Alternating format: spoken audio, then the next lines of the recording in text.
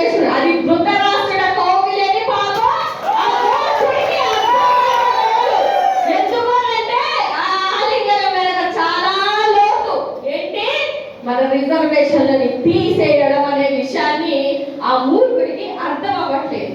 పెద్దవాళ్ళని నేను అనను, కానీ నా అంబేద్కర్ గారి విషయంలో నువ్వు అని మాట్లాడితే నీకు మాత్రం ఈ సభాముఖంగా చెప్తున్నాను, తస్మాత్ జాగ్రత్త. మానవ జోలికి వస్తే ఎన్నో పెద్ద పెద్ద రాజకీయ పార్టీలు కొట్టుకుపోయాయి. నువ్వెంత మందకృష్ణ మాదిగా ఒకసారి గుర్తు పెట్టుకొని ఈ సందర్భంగా తెలియజేస్తున్నాను.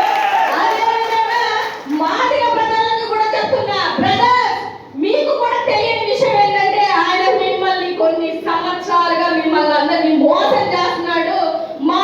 మాదిగల్ని కలవకుండా ఆయన కుట్ర పడుతున్నారన్న విషయం కూడా మాదిగలు తెలుసుకోండి.